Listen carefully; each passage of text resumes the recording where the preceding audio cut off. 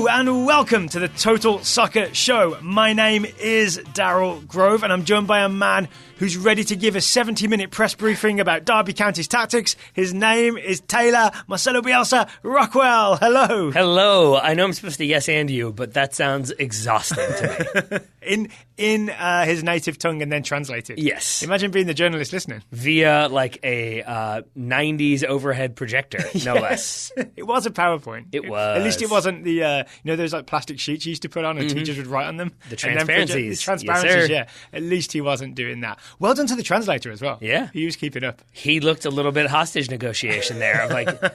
You could see the whites of the eyes as he was frantically translating.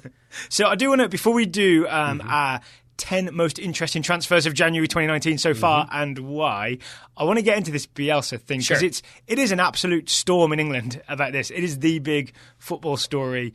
But it also got my attention because I find it kind of interesting. I'm surprised it got your attention. So first off, can you recap what the story exactly is? Yes, so it's being called Spygate because what happened is... So Marcelo Bielsa is the Leeds United coach.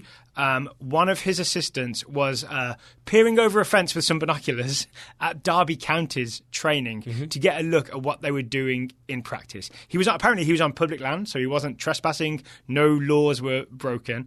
Frank Lampard, Derby County manager, was not happy about it and let that be known. And this was Marcelo Bielsa's response. And the reason it got my attention to begin with is famously Bielsa just makes these very big decisions, right? He walks away from teams halfway through the season. There was a possibility that either this was going to be a very formal apology for spying on Derby County from Marcelo Bielsa, or it was going to be, I'm done with you English people, I'm leaving kind of thing. Instead, I think that was what a a lot of people thought. Most of the reports that you can find now, the headline was Bielsa to announce resignation, Bielsa to walk away. Instead, it was a 70-minute presentation on what he knew about Derby County. Yes. So my question is... I want to say there's a great Jonathan Wilson article from The It, Guardian. yes. The best line from it when you talk about the presentation, looming over a spreadsheet like Nosferatu conducting an audit. That was outstanding. Outstanding work from Jonathan Wilson. So why did he do it, Taylor? What was was there a tactical approach to this, or was it just Bielsa being Bielsa? I think from his tone, that was sort of like, I can't believe I have to do this. I can't believe I have to explain this to you all. Yeah. Like very annoyed.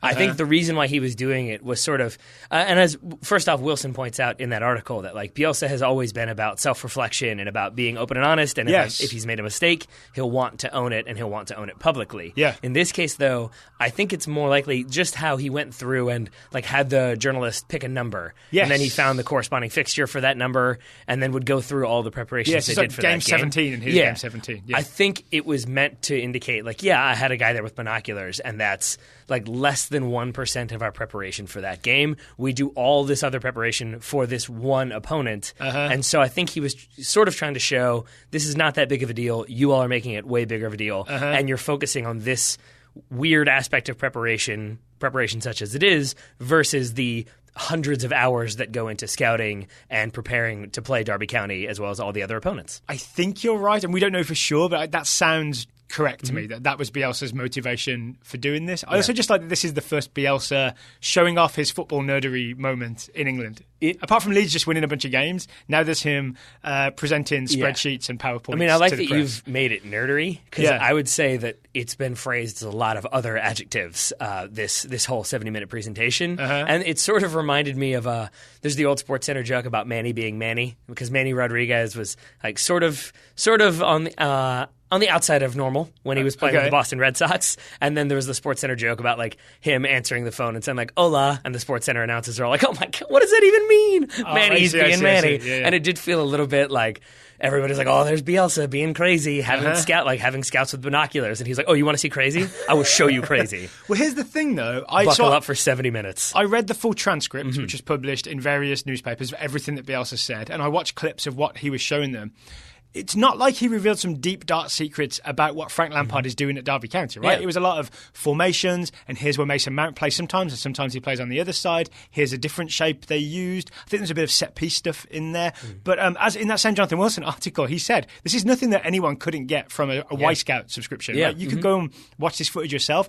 Other teams probably do have a lot. He's not the only one doing this, I'll bet. There's a lot of other teams in the Championship doing this stuff, and maybe doing it in a more technologically advanced way than old-school Bielsa Bielsa PowerPoint stuff. Yeah, I think so. It feels like one of those things where you go on, like, I'll go on Twitter and I'll see people being very angry about, like, oh, I can't believe people are out there doing this and people are out there defending this. But I have a hard time finding people who are actually saying Marcelo Bielsa, like, this was wrong, he needs to be fired. The spying or the presentation? The spying. Yeah. That, like, it feels like a sort of manufactured controversy because it's Marcelo Bielsa and it's Leeds and it's an interesting story. That's and interesting. they both have the reputations they do. And that's sort of why I feel like his reaction was what it was. Is that, like, yeah, this isn't that big of a deal. This isn't anything we couldn't otherwise get. But I think it was supposed to indicate the lengths that he is willing to go to scout opponents and be prepared for that opposition. He does also have us talking about this and not about the spying. There's that. Right? I know we've deliberately made sure to remember why this all started, but the big talk in England right now is about the Marcelo Bielsa briefing, and he showed us all this information. So I think he's done a good job of just redirecting the conversation ever so subtly, so the topic is now different. I mean, I agree to some extent, but I think the point of the presentation was to show, like, this spying isn't a big deal. I mean, he openly discussed it, so I don't think I'm not disagreeing. But I don't think he's trying to redirect. No, I'm saying that is what's happened. That is what's happened. Okay, yeah. And I mean, I would say that's your media as opposed to Marcelo Bielsa. That's my media. I don't run the British media. If I did, the show would be a lot bigger in England. True, very true. Should we talk about transfers that actually have happened? Let's do it. All over the world. We haven't shared information on this. So we've come up with about 5 or 6 each. We're hoping we can get 10 so we can put a good headline on this episode. But essentially, we're trying to go through the most interesting January transfers so far and why we find them so interesting. Indeed. I invite you to go first, Mr. Rockwell. I will first say, I have a feeling that when we do our, like, transfer window recap show, a lot of these won't be on there. We're definitely going to do that. And I have a feeling that there will be a lot of moves as we get closer to that deadline day. And there's lots of moves being rumored even as we record. Yes. So it does feel like some of these are a little bit like either under the radar or less explosive than they might have been in seasons past. Oh, people might be turning off. I mean, they don't need to because I have reasons for all of them. And so I'm actually going to keep us in Leeds. Okay. Because I think a big signing that it's kind of gone under the radar is the free transfer of Kiko Casilla from Real Madrid to Leeds. I don't know anything about this. Kiko Casilla was Real Madrid's, I think, third string goalkeeper. Oh, he's the goalkeeper who is one letter shy of being Iker Casillas. And Bielsa, I think in one of his press conferences discussing this, did say, like, we're excited to have Casillas. I'm going to assume that it was just sort of like a momentary moment of forgetfulness. Or a Spanish in-joke. Yes, maybe that too. But, I mean, currently Leeds are top of the championship, 4 points clear of Sheffield United and Norwich, but goalkeeper has been a big issue for them this season. I can't claim to have watched a lot of Leeds, aside from, through binoculars behind a fence. But some very good binoculars to get from Richmond, Virginia to Leeds, Yorkshire. We only buy the best. One of the more telling statistics I saw, they've conceded 6 goals from 7 shots on target in their last 3 games. So a total of 6 goals, but that's from 7 shots. It indicates that goalkeeper isn't their best position. Bradley Peacock Farrell has been the starter. He's like 22 years old. He's still young. So it seems like they're bringing in a very experienced player, albeit not necessarily from like a minutes standpoint, but I think Casilla is 30 years old and has that kind of Madrid pedigree. But the other big thing I read from Madrid fans kind of like wishing him well is that he's a very, very, very good locker room presence. Okay. That he like plays jokes and does pranks, but then also is kind of a leader and can be a leader. So it feels like it ticks all the boxes of fulfilling an area of weakness for a team that are trying to get promoted and also kind of bringing a little bit of harmony. And then, the Spanish language. He can communicate with Bielsa, all the better. And you mentioned under the radar. Mm-hmm. I think Leeds United is obviously an under the radar team for people in the United States who maybe only became fans in the last 10 or 15 years. Mm-hmm. Leeds are a huge team. They are gigantic, but they are one of the giants of English football. Mm-hmm. And once they get back in the Premier League, I would love for it to be with Bielsa still in charge and with him building a squad that he thinks is ready to compete. It adds a whole extra layer of interest to the Premier League next season if this happens. I would agree. I have a Leeds question for you if you can do your best to answer it. I can't guarantee I can answer it. Jonathan Wilson, in that same article, he made the point that like Leeds have that sort of reputation back, the like the nasty Leeds, the dirty Leeds. And his point was like, and Leeds fans will like that. Yeah. Is that the case? Like, do Leeds fans kind of embrace that antagonistic heel mentality? I don't know. Honestly, I don't know enough Leeds fans to know that that's the case. But I do know that when they were hyper successful in, say, the 70s originally, that's the mentality they had. So I would speculate that the the nasty Leeds, the dirty Leeds stuff goes hand in hand with their most successful era. So maybe those two things become intertwined, and that's why Leeds fans might like it. For example, if you saw the Brian Clough movie, which was somewhat fictionalized, but it's about when he walks in and says, you cheated to win all those medals, right? Throw him in the bin. That went real well. Yeah, because Billy Bremner's tackling people too hard and you cheated your way through, right? So there's that mythology around it. The Damned United, if people are out there wanting to watch that movie, it's very good. Again, fictionalized, but based in some version of reality.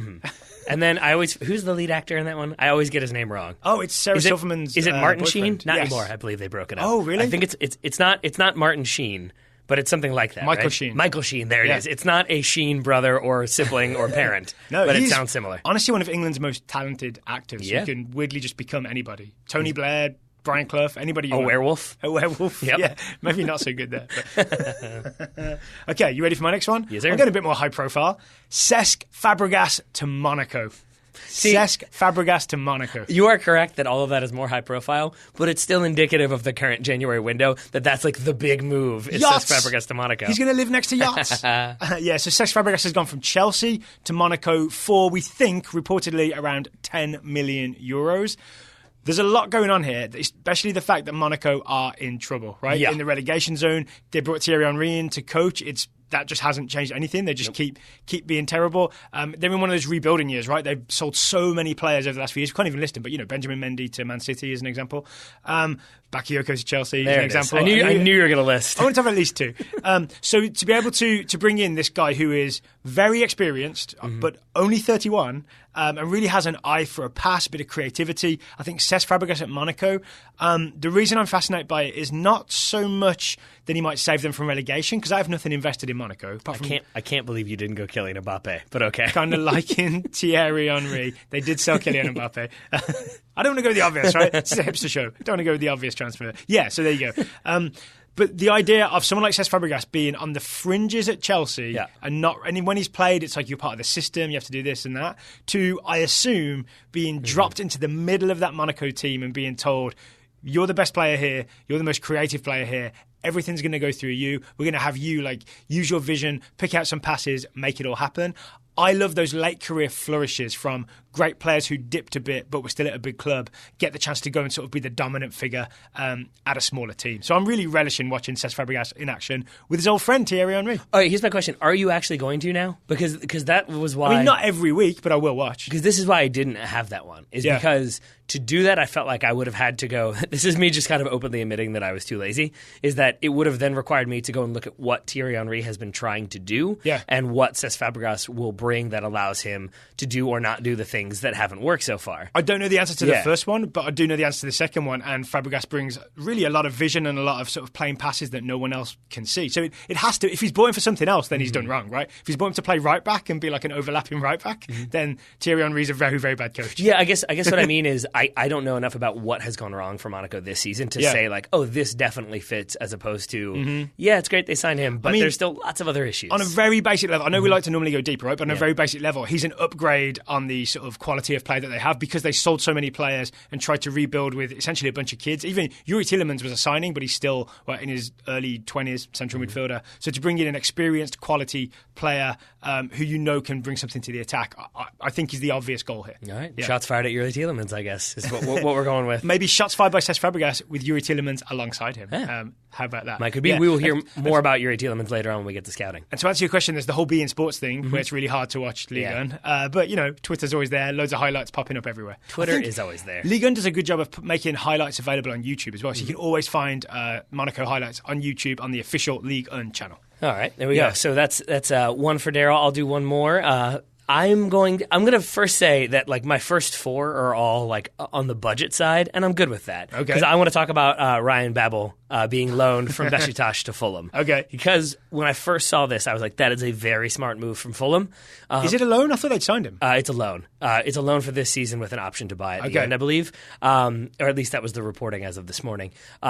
And I thought it was a really smart move until I kind of looked more at what Ryan Babel has been doing this season, and I have a feeling that this is kind of Fulham being Fulham, and apparently the person who's in charge is like the owner's son when it comes to player acquisition. He likes analytics a lot, and this feels like a player who they looked at statistically from last season and were like, yep, he's going to fix it. He's going to score us the goals. But in reality, this year, he has not started a game since early November, and his goal-scoring, Ryan Babel has not for Besiktas, and his goal-scoring rate has fallen off dramatically. So it seems like if you look at last season, which was 13 goals and 30 starts, this year 4 and 10, and again, hasn't played very much. 4 and 10 is not bad for an attacking winger. It's not, but it's also in the Turkish Super League. Yeah. And for the team that won the title last season, I believe. So like basically to be going to Fulham, it makes sense from the all the headlines you see and all the articles about this kind of mention, it's the team that haven't scored. They've got like 20 and 22 games so far. So they're bringing in a goal scorer who has proven Premier League experience from his days at Liverpool.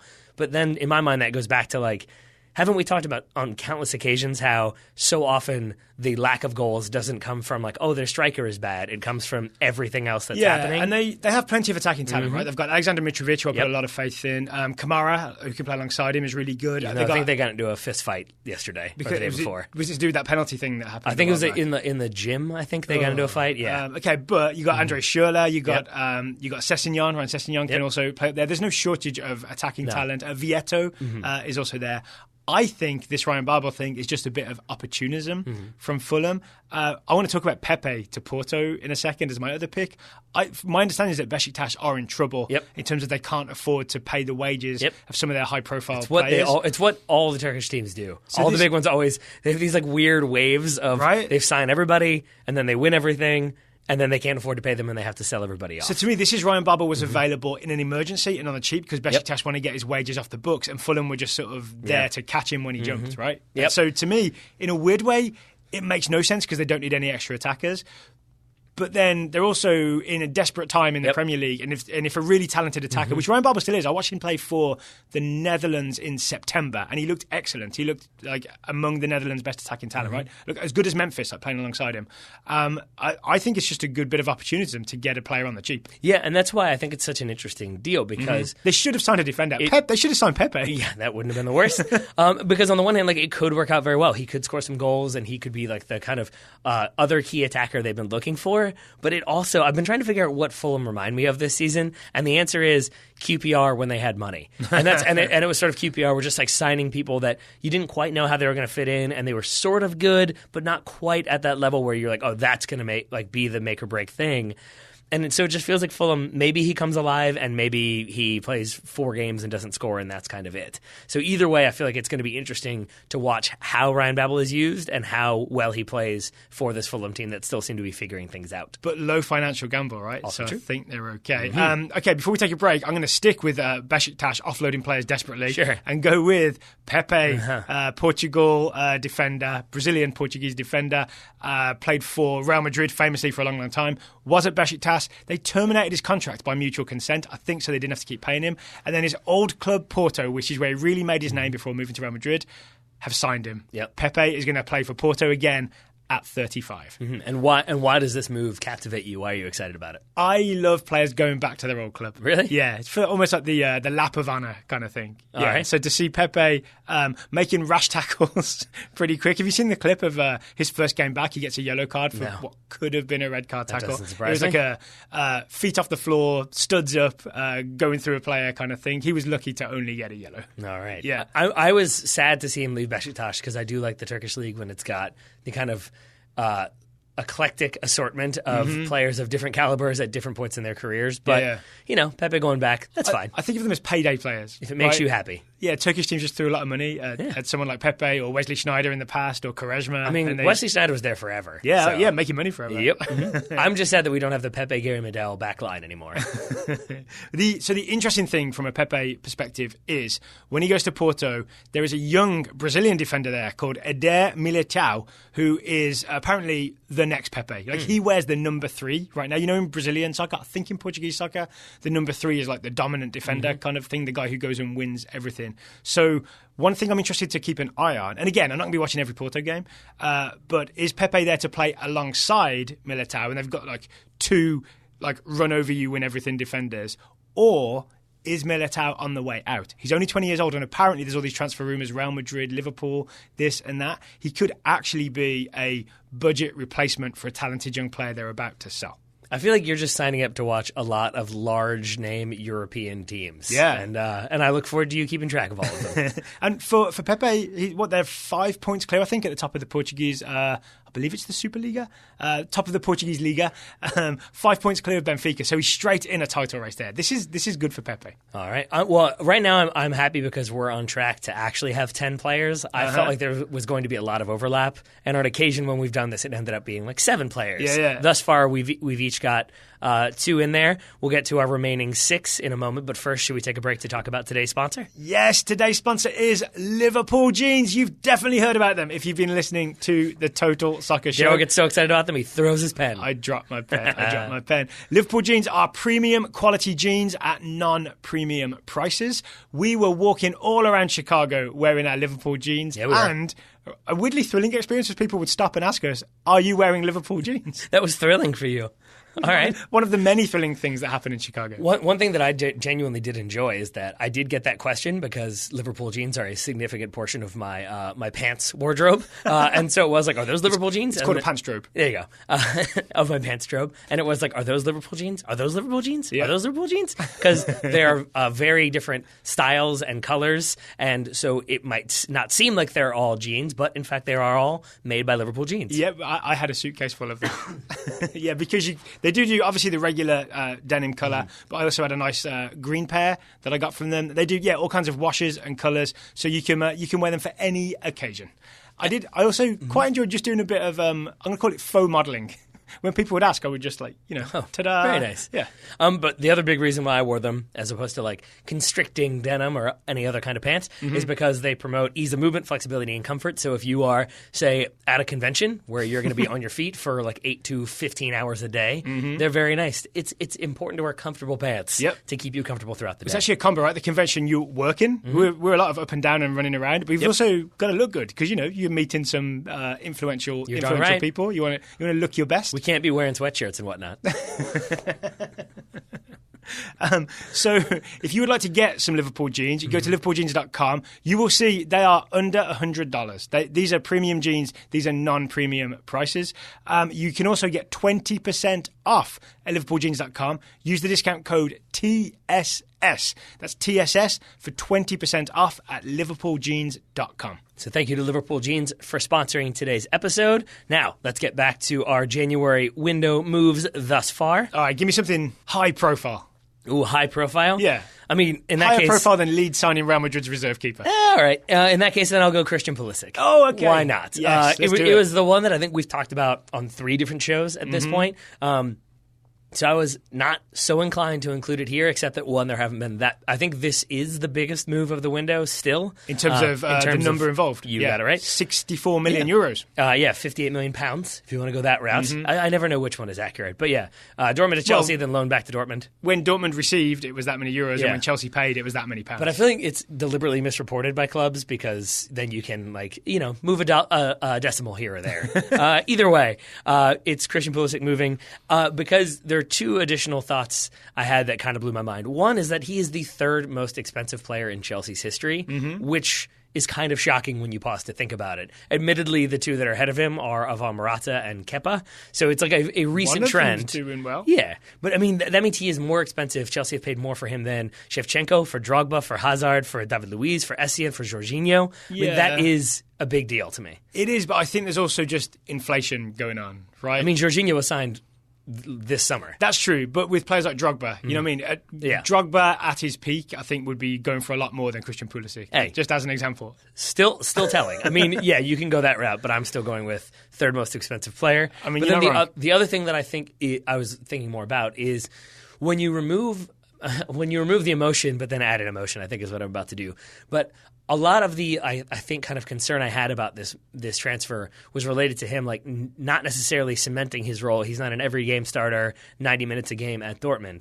So to me, I was sort of concerned about how is he going to fit in at Chelsea. But 2 things I think are worth noting is that kind of strangely, being American, he's slightly more prepared for the Premier League than you might expect because it's not just a player who's like, yeah, he's played like in a technical league where he can be very fast, but can he handle the physicality of the Premier League? He plays in CONCACAF. He gets kicked a lot. That is the way clubs deal with him. Also, Bundesliga is pretty physical. Like, no one really has concerns about German players in England, right? I mean, I don't know. I think there is something to be said for, like, yeah, if you're an attacking player who's small, I mean, he is a smaller player, yeah. there can probably be some concern about how do you handle the physicality and the challenges that you're going to deal with. He's dealt with that a lot in CONCACAF, but also because he's American, he has been like the savior of American soccer for at least 2 years, maybe 3 years. And so moving to Chelsea, it just kind of moves that profile up a little bit, that maybe people who are casual soccer fans know his name a little bit more than they already did. But it's still the case that, like, my parents knew who Christian Pulisic was. They're not listening to the Total Soccer Show every single day or every single month. And so Why did they know who he was?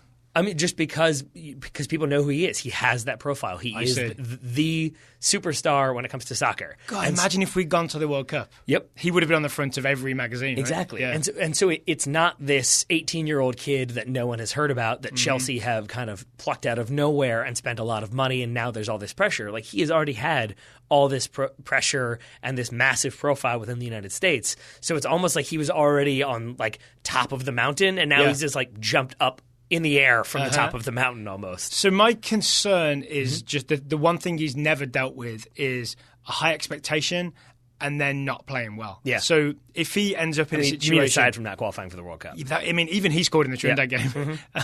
If you think of if he starts off at Chelsea next summer, because obviously he's been loaned back to Dortmund for the rest of the year, starts off at Chelsea next summer, and in the first 4 or 5 games, he sort of doesn't have much of an effect, doesn't have much of an impact, and we all start worrying about him.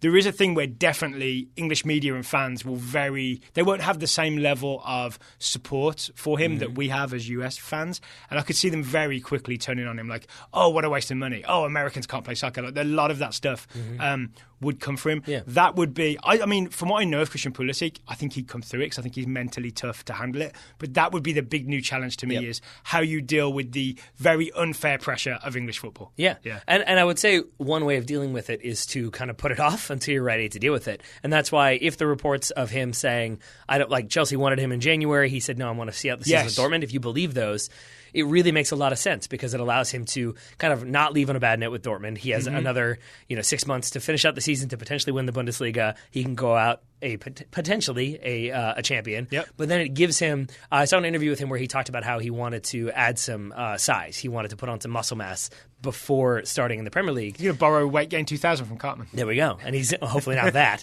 But it does allow him to be in like the shape that he wants to be in and then has the full preseason. It's not just him being thrown in and hopefully it works. Yep. It gives him that time and it makes it that much more of a smart decision, in my opinion. I really think that. I think if he had gone in January, at least he still could have done well, but there's a higher chance that you don't immediately succeed because you're just thrown straight in with no preseason, right? Yeah, so that's a smart move on his part. All right, so you mocked my selections thus far for being the third string goalkeeper, whereas you've gone for an out-of-favor midfielder from Chelsea and an out-of-favor center-back from Besiktas. So what out-of-favor player have you gone with next? Let's not make this a competition, but I am going to go with a player who's very much in favour. I'm going to mirror your Americans on the move theme, Tyler Adams. Yep.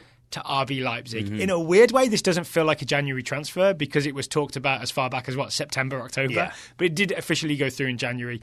Tyler Adams is now with RB Leipzig in the Bundesliga. He has played a half in a friendly against Galatasaray. I watched sort of an every touch of that to get a feel for it. It was announced this morning he's going to be in the 18 when RB Leipzig play Borussia Dortmund this weekend. Yeah. That'll be I think I'm going to be mid-flight. I'm on the way down to Florida, but I'm going to be going back to Fox Soccer Match Pass and watching this one. All right. Yeah. I am not going to make any predictions because of what happened last time I talked about Josh Sargent getting minutes in his first game. So we'll see what happens. But I'm with you because, I actually had that on my honorable mentions because it was, to your point, it's one that I think it was even written as a confirmed move in early December. Yeah. And then here we are. It was actually confirmed in January 1st. Yeah, so it has happened. And just the way, I know we've been paying extra attention, but it seems to me that he's been very well received by the club. There's lots of clips of him in training doing really well in the possession games.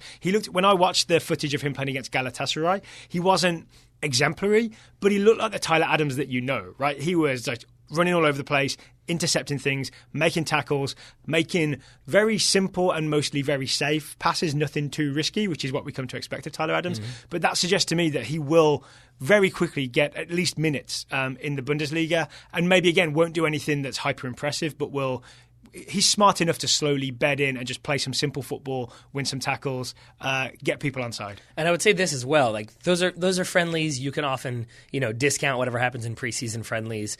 I would say that when it comes to these sort of like January friendlies with Bundesliga teams, there is precedent of Christian Pulisic. That's where he first started looking good for Dortmund. That's when he then got elevated to that first team and started getting those substitute minutes. Even Jordan Morris. That was when I forget who was he on trial with. Was it Bremen? Or Wolfsburg? Yes, I always forget Bremen, which one. Bremen, I forget which W it was in Germany. But even then, like his kind of standout performances in some of those January friendlies is what made them want to sign him. I think Bobby Wood as well. That was where he kind of cemented his role. So it does feel like him looking like he doesn't stand out in a bad way in those January friendlies.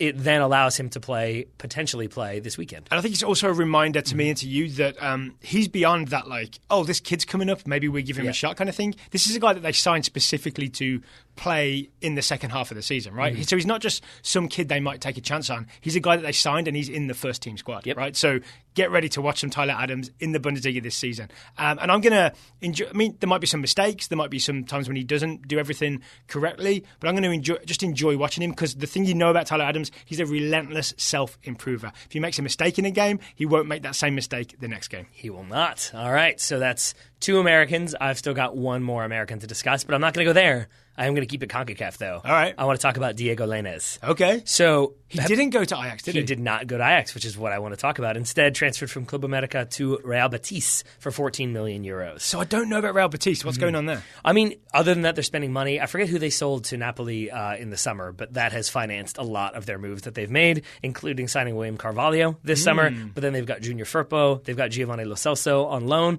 So they've got this kind of... Lo Celso I've liked every time I've seen him. Yeah. They've got this young core of like 22, 23-year-old players with veterans around them. So it seems like it's a solid place for him to go to develop. The interesting thing for me was that when you think young player, and especially a young Mexican player, because there is that sort of pipeline to the Eredivisie, that it felt like, oh, okay, he's going to Ajax. Ajax have the history of developing players. It's going to be an exciting time. Yeah. They always want young attackers. Why wouldn't you go there? And if you're choosing, I mean, Amsterdam's a pretty decent place to, spend your late teen, early 20s years. Your whole life. Yeah, that too. So I think what it comes down to is that basically Real Betis made it clear that they had plans for him. It didn't hurt that Andres Guardado is also at Real Betis. He apparently had a word, but Betis sent their sporting director to Mexico to negotiate this deal. They made it very clear to him, we have plans for you. We really want you. It wasn't this protracted thing about, well, we're going to kind of nickel and dime over €1 million or so. That's not really nickel and diming, but you get my point. It is in global soccer, right? Yeah, and so it feels like basically they did what they needed to do to woo an 18-year-old player who could be that next breakout player similar to Chucky Lozano and what he has done in the Eredivisie. So I just that he ended up choosing to go to a quote-unquote mid-table. I think they're like 6th or 7th right now in La Liga, outside of Europe spots, but potentially still qualifying. It's an exciting move, and I think will help him develop really quickly and at a not necessarily a higher level, but just that it's La Liga, you don't have some of the question marks you might if you were playing in the Dutch league. Oh, and if Diego Lainez gets some regular minutes in La Liga, he can talk to Matt Miazga and say, oh, what's that? You're struggling to get minutes in Liga 1? Huh, yeah. That's interesting. Interesting. It's almost as if being tall isn't all it's cracked up to be. Almost. And then I think the other element would be that Ajax seem like they've got young attackers already in the pipeline, as well as young attackers playing for them and veteran attackers playing for them. So maybe it just... Also means Serginho Dest could get some minutes as a winger in the Ajax first team. Potentially. If you want to see the silver American lining. Yeah. But what I meant to me was just that if you're Ajax and you're sort of negotiating from a distance and you're haggling over fees and you've got a bunch of players already there, if you're a young player looking at that, even if they have that pedigree and that history, but then you have this other club who are flying their sporting director in to say, we've got a custom plan for you. Let's get it done. Yeah, it seems like the right decision, even if it's not the biggest name that he went to. All right. I'm going to choose for my next one a player, a move we're all excited about, but it also represents a theme. It's Tim Weah going on loan. That is my last one as well. From PSG to Celtic. So obviously we're excited about this. We've talked about this before, right? So maybe we don't need to go into too much detail about it. But finally, Tim Weah, it looks like, is going to get a lot of minutes. He's going to play some professional football in the Scottish Premiership, as it is now known. He's been told he's going to be used as a number 9, so we're going to actually see him play up front. So that on its own is just a great thing, because we'll see what does Tim Weah do over the course of a season with a bunch of minutes against grown men. Right? Yeah, really, really exciting stuff. And I have a few points to make there, because I had him as well. Yeah, let's go for it. I would say, I know he's been told he's going to be the number 9. I think there's also a decent chance he plays left wing on a couple of occasions. Scott Sinclair has been starting for Celtic, but starting a lot, meaning that there's a lot of fatigue there. So there's some expectation. You know that for sure, or you just? I did the games played, minutes played, and then also read a few different Celtic blogs discussing this move and where Timothy Weah might fit in. That was one point. But the other thing, we talked about it previously, is the lack of strikers currently at Celtic.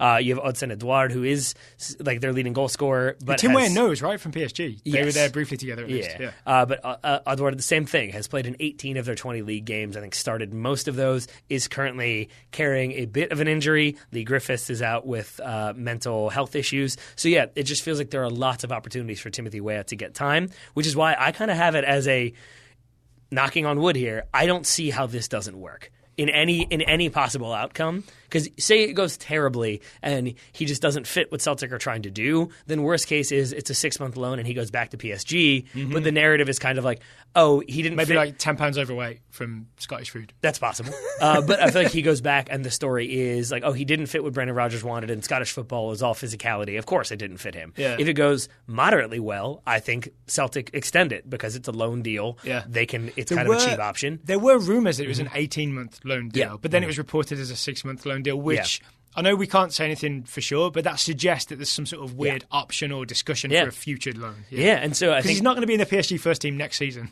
Well, no, but I think that if it goes very well and he scores a bunch of goals and looks like, he is definitely one of, if not the best players for Celtic, then there's a decent chance that loan move is a 6-month loan, because PSG then get more high-profile offers, more high-profile suitors, where maybe he's starting for one of the better teams in France or one of the better teams in Germany. And so I think no matter what, it feels like a move that makes a lot of sense regardless of how well it goes. The dream for me is he scores a load of goals in the Scottish Premiership, so that when the US squad is picked in March by Berhalter, he's just an obvious pick and a probable starter. When the squad is picked for the Gold Cup, we're like, oh, well, this kid scored 17 goals in half a season in Scotland. Let's make sure he's on the roster. And then it's just Tim Weah, senior footballer, is not in terms of like drawing a pension, but you know what I'm saying? Is a thing that's definitely happening. Not Tim Weah, famous dad, very talented PSG academy.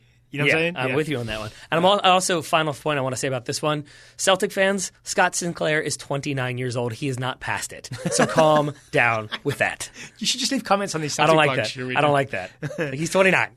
So the reason I picked Tim Weah as well is a bigger thing that appears to be happening. Nothing has been signed, but there are endless rumours about Americans moving to either Celtic or to Rangers. I mean, there's that, but like Scotland in general, Gaboli Ariyibi, he moved. We talked about Ian Harkes yesterday in the scouting report. So there's a few Americans who have been confirmed, but you're right. True, but there's a lot of other ones. It's like, whoa. If you want to go big time in Scotland, you got to move. Not to Aberdeen. How dare you? But to Celtic or Rangers. All right, so you succeed at Aberdeen, you get big time opportunities. That's all I'm saying. Here's all the rumours in that 1986. We know of. Andrew Gutman, who just graduated from Indiana University, left back, looking like he might sign. Manny Perez might be signing for Celtic. There's a Will Trapp to Celtic rumour out there that had Will Trapp posting his passport on Instagram and someone telling him, you should delete that, all your information is on there. There is Matt Polster of the Chicago Fire. I think his contract has run down. He has been on trial with Rangers. So there's a chance that Matt Polster is going to Rangers. So there's all kinds of American players potentially heading to Scotland. I think this is exciting because Scotland is very much the back door to England in terms of being a professional footballer. Yep. Yeah. I mean, I'm with you as well, but it's also, it feels like a league that makes sense for a lot of Americans because it's not that like, oh, you just definitely aren't of that quality to be starting right away. Hopefully in a couple of years, it feels like you can come in and be a good player in a good league. Yeah, absolutely. And a good player in a decent league. And you can be very much showcased, right? I also did a bit of looking into what is happening here? Yep. Why is this happening, right? And the only things I could find is they all just watch Braveheart? No, why are Scottish teams suddenly interested in Americans? And I wonder if they've suddenly decided there's value in the American market. I looked at Manny Perez. I think his agent is Wasserman Group. Wasserman Group, pretty powerful. I think that might be part of why they've been able to sort of present him to Celtic. Andrew Gutman's agency is Beswicks, which is an English sports agency. I don't know how an English sports agency picked up a left back playing college soccer for Indiana University. So when you say you did research, you mean you looked at their agency? Essentially, but then tried to think about how it all fits together, because that has to be part of it, right? How many are WMG? So far, only Manny Perez and Will Trapp. Okay. Will Trapp is WMG. I ask because what we found on a number of occasions is that, like, the agency is reported to be this one, but then it's a smaller arm of this one, which is owned by WMG. Yes, so that's where I'm like, I feel like that you're on a right train of thought here. Beswicks is not owned by WMG. Beswicks is a UK sports agency that grew out of a legal firm. Yeah, that's probably world domination is coming. And then Matt Polster, I have no idea how he got hooked up with Rangers, but he would make sense for them as a freebie and as a sort of squad rotation player, assuming his injury is all good. I was thinking maybe Steven Gerrard spotted him while he was playing for the LA Galaxy, but I'm not sure how much attention Steven Gerrard was paying. I was going to say, it's hilarious to me that you think Steven Gerrard was that aware of what was going on. So if anyone has any suggestions or ideas or insights as to why so many Americans are heading to Glasgow specifically, but Scotland in general, that go beyond just agents having good connections. Outlaw King. Please let us know. Outlaw King? What is that? It's a Netflix movie. Oh, okay. You don't need to watch it. Then I won't. The King of Scotland and the King of England have a sword fight, Daryl. Everybody knows that's how that went down. Is that how that happens? Apparently.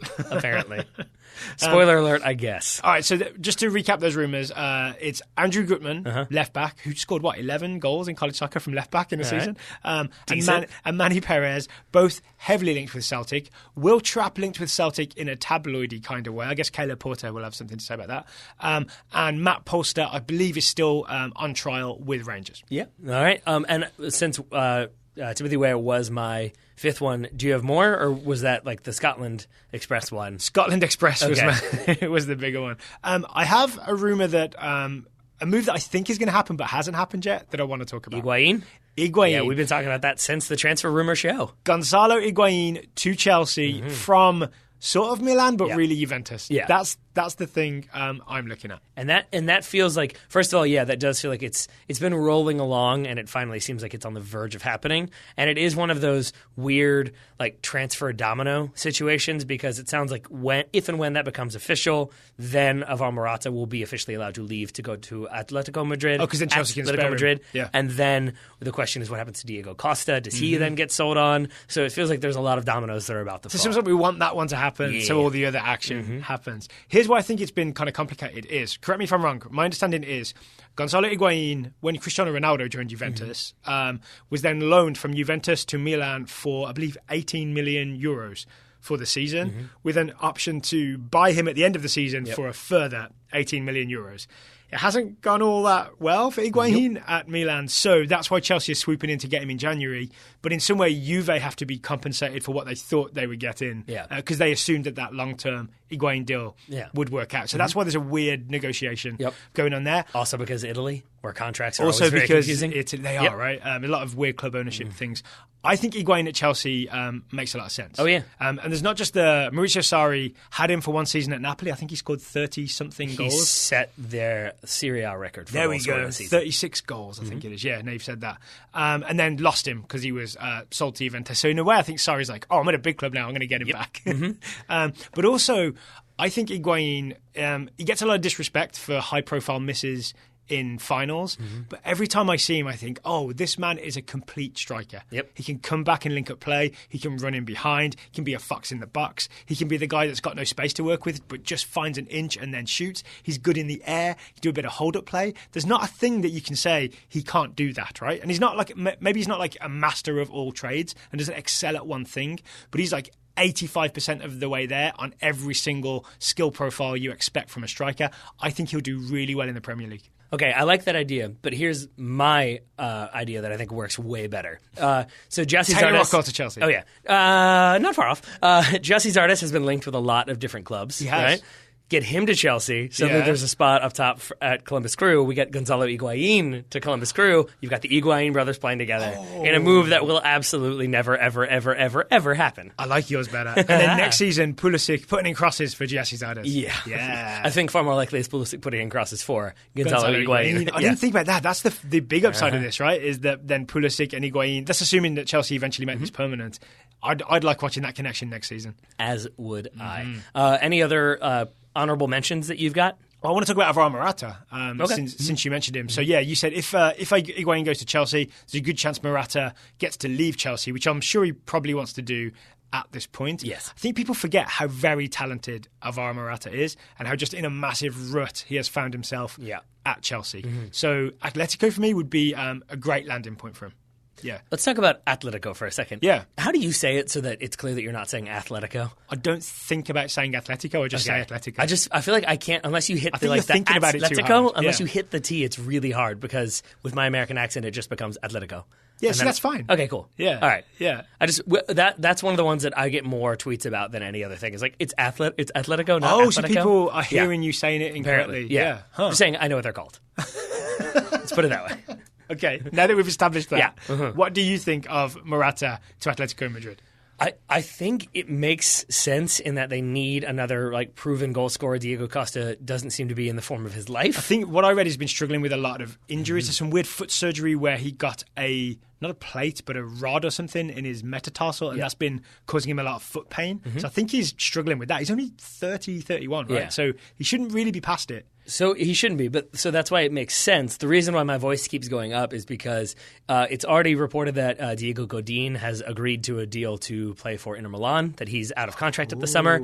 It's in the rumblings are that Diego Simeone will also be moving to Inter Milan to take over the job there. The dynasty is breaking up, right? So then that's the question: is it Alvaro Morata moving in for greener pastures and Diego Simeone and La Liga? Oh, they're all gone and it's just me. Oh, great. Okay. But I think in a weirdly similar to the thing I was talking about with Cesc Fabregas, finally getting to be the centre of attention again at Monaco, like the way he was at Arsenal maybe in the early days and Chelsea for a little spell.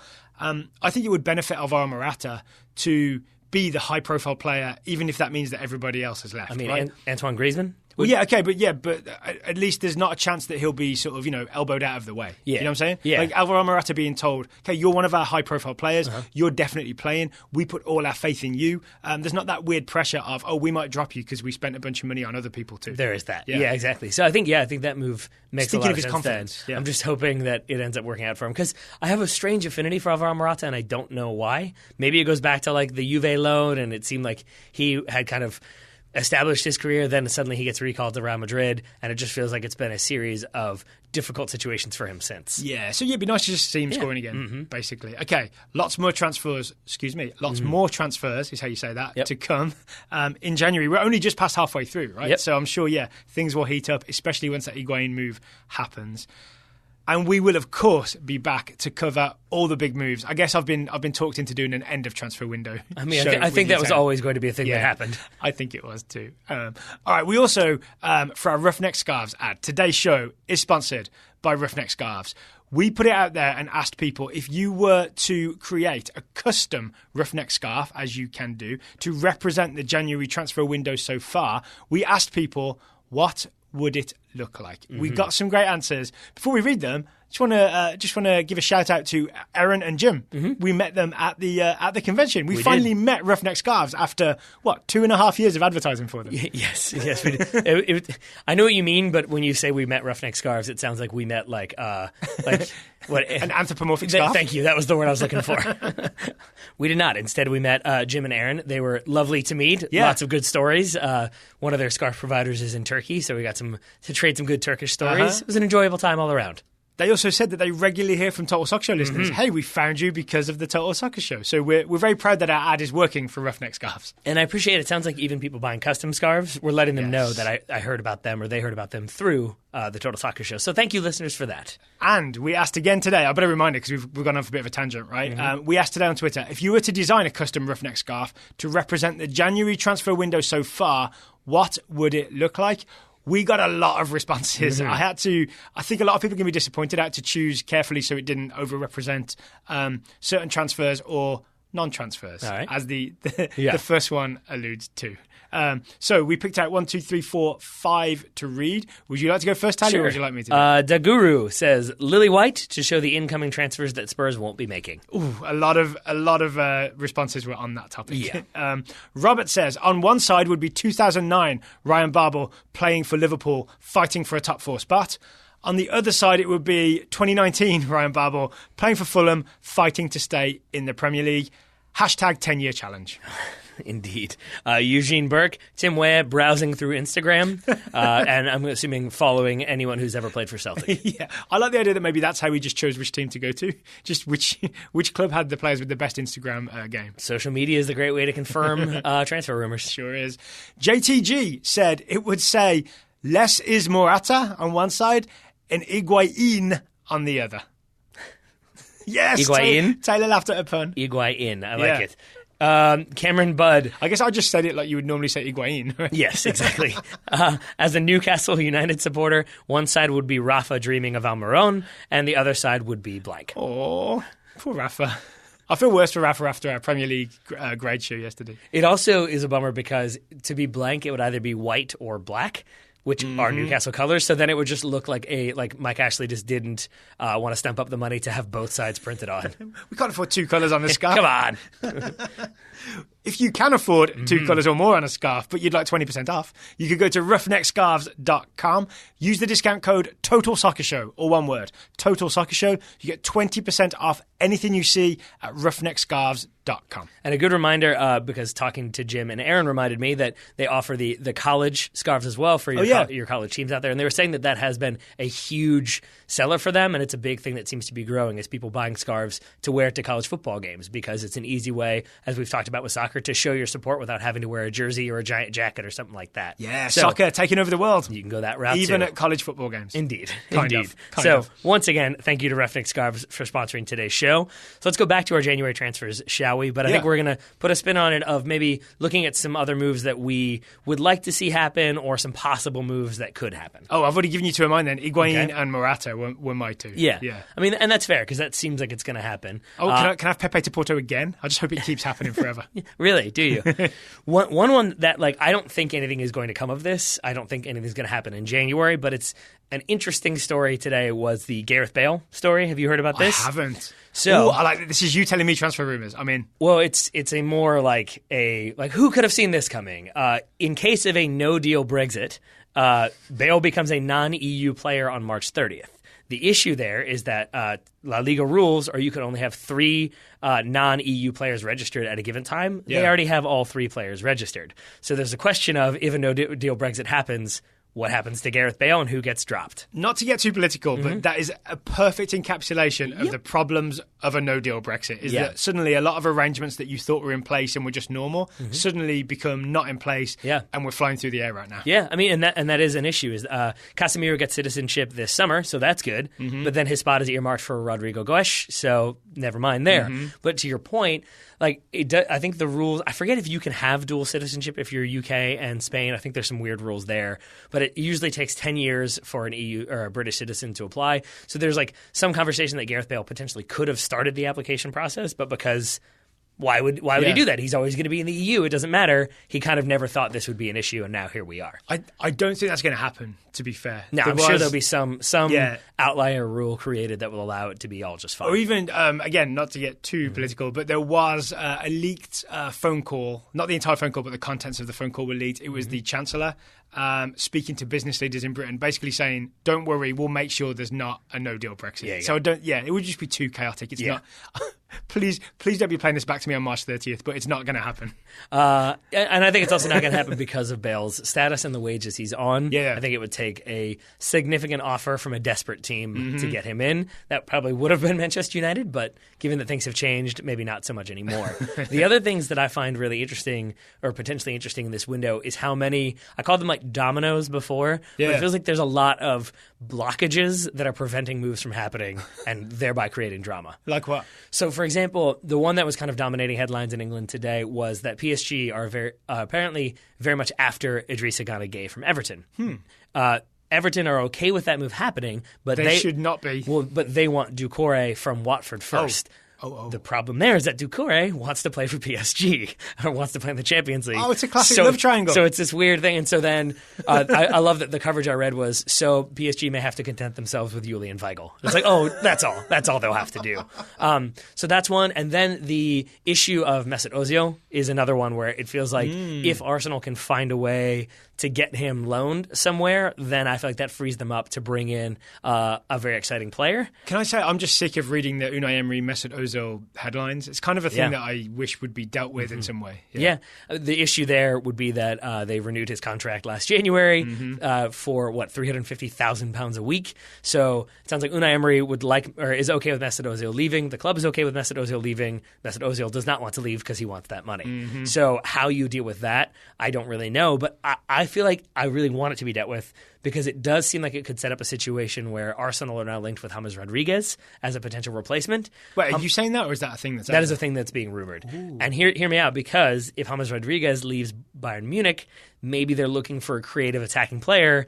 Maybe Miguel Almiron suddenly comes back into the picture, and that's a club where I feel like he would thrive. Yes. Ooh, okay, lots of... Yeah, that's see what I'm saying? That's a good There's idea. a lot of chain transfers, potentially. What about Aaron Ramsey to Juventus? That seems like a very smart move for Juve, and one that they seem to make every single season. But it seems like it's actually happening because he's going to be out of contract. Yep. So very likely it looks like he's going to sign something with them to join in the summer and then just see out the next 6 months. I genuinely thought he already had. Oh, maybe he has. Yeah, I feel like it's almost a foregone conclusion at this point. Okay, so yeah, that could be already done. But I mean, it's what they do. I don't know how they keep doing it.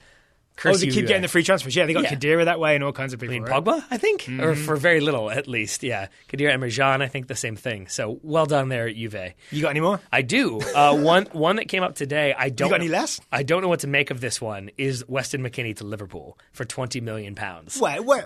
That was all over it now. Admittedly, it's Which a lot of... Which websites are you going on? Admittedly, it's a lot of like Sun and Goal.com, so make of that what you will. But yeah, supposedly Liverpool looking to re-strengthen their midfield by bringing in Weston McKennie. This could be the work of Wasserman. It could be, because it doesn't make that much sense to me. It feels like Liverpool are pretty deep everywhere. They've got Oxlade-Chamberlain coming back in. Lallana can play in that midfield too, potentially. So you got Naby Keita not breaking the starting 11 exactly. Right so now. and Fabinho theoretically, but then sometimes playing center back. I don't know. It doesn't seem like it's a thing that's necessarily going to happen, but it's still one worth discussing. I might be the world's biggest Weston McKennie fan. I do not like that move for him because I think he's, like, as much as I love his game, I don't think he's high enough quality to compete with those players just yet. Agreed. Yeah? Yep.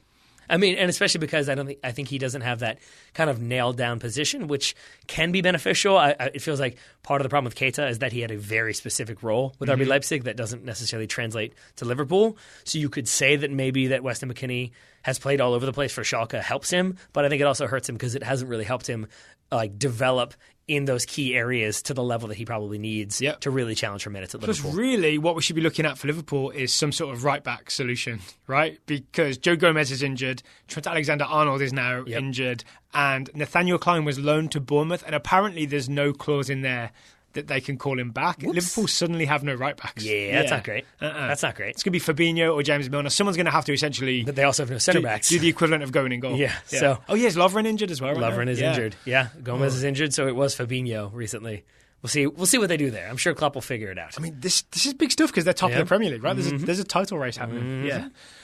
Okay, the other one I would like to see happen, I think, is Callum Hudson-Odoi to Bayern Munich. Or Chelsea swallow their pride and say, okay, we want to keep you, we understand we have to play you, and Chelsea just start playing Callum Hudson-Odoi. So the transfer I want is Callum Hudson-Odoi from bench to football field.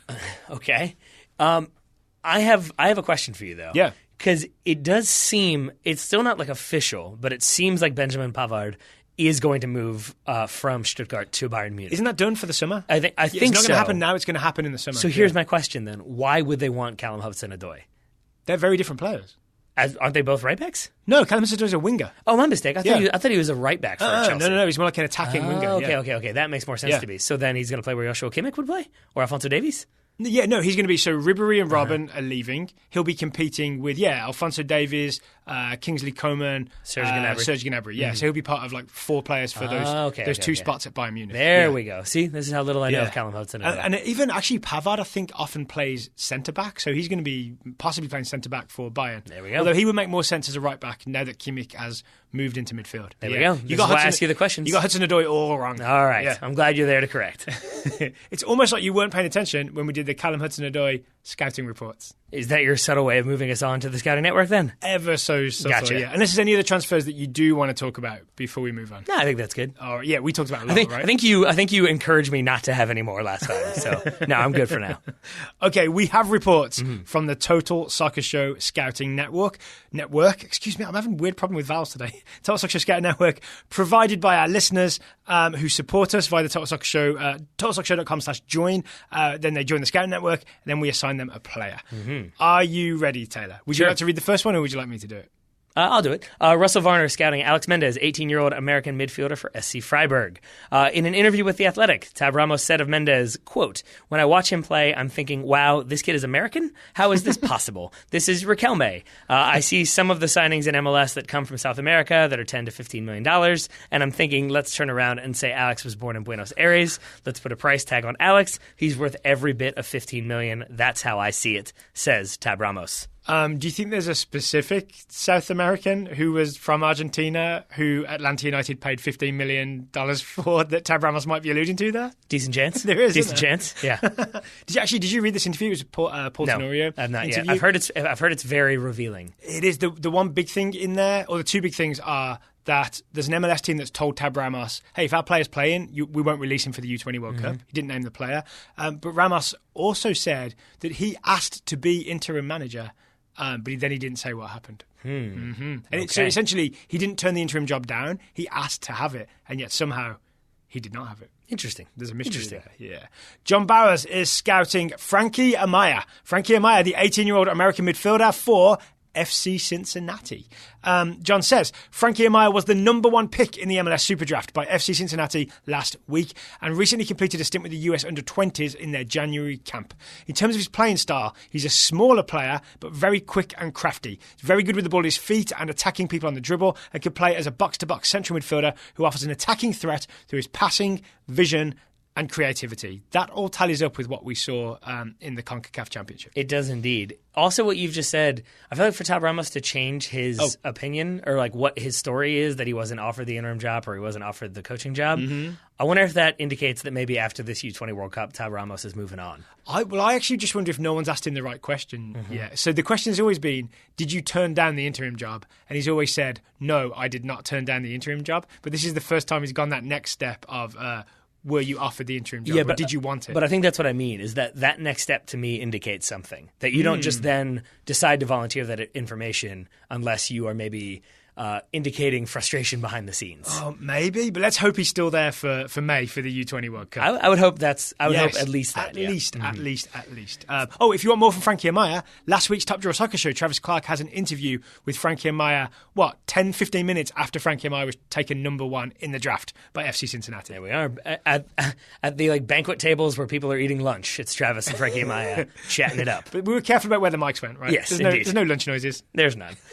Taylor Mukaria scouting Adamola Lookman, the 21-year-old English winger for Everton. Lookman got a start in the Premier League and made the most of it with a late assist in the 2-0 victory at home over Bournemouth. He impressed with many incisive runs into the final third and his assist to Calvert-Lewin to finish off the game. All right, Lookman. Guy Yedwab is scouting Serge Gnabry, maybe future competition for Callum Hudson-Odoi. The 23-year-old German wide forward for Bayern Munich. Guy says Gnabry returned from his minor muscle tear to help Bayern win the Telecom Cup, a one-day, four-team friendly competition with 45-minute games. I'd like to see that. If the first half of the season was a fight to win a starting spot from Robben and Ribéry, the second half will be a fight to keep it from Kingsley Coman, Alphonso Davies, and perhaps Callum Hudson-Odoi. There we go. Steve Renard scouting Yuri Tielemans, the 21-year-old Belgian midfielder for Monaco that Daryl mentioned briefly earlier. Tielemans helped to salvage a point for Monaco against Marseille, striking a bouncing ball at the top of the box through a crowd of defenders and into the back of the net. The game finished 1-1, which is a positive for Monaco this season. No further word on transfers, despite the arrival of Cesc, which was supposed to be the catalyst for Milan to go after Yuri Tielemans. Oh no, Cesc is a Tielemans replacement. I was hoping he was a compliment. Potentially. Justin Peterson is scouting João Felipe, a.k.a. Jota, the 19-year-old Portuguese left winger for Benfica B. Justin says, Jota, I guess it's Jota, maybe? No, Jota, because it's Portuguese, excuse me, has been playing well since returning from injury. The newest next Ronaldo has 2 goals and 5 assists in 7 games since the beginning of December. However, with Benfica Benfica in a tight race for a Champions League spot. It's unlikely for him to break through to the first team. I'm just going to say this, Portuguese, the best language. It's the one I want to learn the most. Why so? I think it just sounds the coolest. It's pretty. It's pretty to me. Everett Wolf scouting David Brooks, who plays pretty. 21-year-old Welsh attacking midfielder for Bournemouth. Brooks has been the subject of transfer rumours, with big clubs such as Manchester United and Tottenham reportedly interested. That feels like British tabloids in January. On the pitch, Brooks hit the woodwork during a 2-0 loss to Everton and was involved in a potential penalty decision that did not go the Cherries' way, but was otherwise quiet in a disappointing day for Bournemouth. KT Castronova is scouting Timothy Fosu-Mensah, the 21-year-old Dutch defender on loan at Fulham from Man United. Why that noise, Mr. I met you, Fulham. I met you. Oh, Fulham in general. Yeah.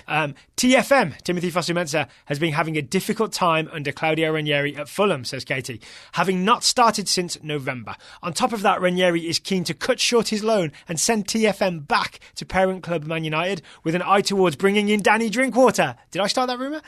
However, after contacting Man United, they refuse to take him back and want him to fight for game time. So things are at a standoff between the two clubs. I think if you go back and listen, I believe I'm the one who proposed Danny Drinkwater to Fulham, my friend. In our January transfer window one, I think so. Or at least that was already reported, and it was one that I ran with. Final one, I'm just not letting you claim credit for these things. Final one, Philip Andriani scouting Andre Green, 20-year-old English winger at Aston Villa. Andre Green returned to Villa after his loan at Portsmouth had expired. Green's time at Portsmouth was mixed, from sitting out due to injury and surgery to only scoring twice in 8 appearances. The Villa first team is a bit crowded at winger, so another loan might be in the cards. At least he's back from injury. At least Andre Green's playing, because that was the worry for a good long while. Yes, sir. Just remembered, minor correction, well, actually the entire country correction from yesterday's show. I very confidently said that Christian Kapis' team, Hobro, was in Sweden. It's in Denmark. Got the entire country wrong. So my apologies to everybody involved there. It's all right. Especially to Hobro. I'm sure they'll forgive you. Let's hope so. So thank you to everybody for the scouting reports today. If you are, Did you hear from somebody about that, or did you just decide to correct that yourself? There was somebody on Twitter who let me know. Gotcha. Yeah. Speaking of Twitter, if you are in the Scout Network and you are scouting a player, the best way to get information about your player is just to go to Twitter, type your player's name in, get the search results, click latest, so it's ordered by, the most recent thing, and you will see news. You will see someone's probably put together a video highlight package of your player in the last 24 hours, because that is huge on Twitter at the moment. So just want to give everybody that tip to find news on your player. Yes, but don't believe it as well when you see there are so many blank player to Man United confirmed, welcome to Manchester United for a player that isn't there yet. You can use those packages. Just don't buy into it if suddenly they've announced a done deal. Yes. Okay, so thank you to everybody for the scouting reports. If you'd like to join, it's totalsoccershow.com/join. It's your chance to add your own content to the Total Soccer Show. It sure is. Taylor Rockwell, thank you for taking the time to talk to me today. Right back at you, buddy. Listeners, thank you, as always, for listening. We always appreciate it. And we'll be back with another show tomorrow.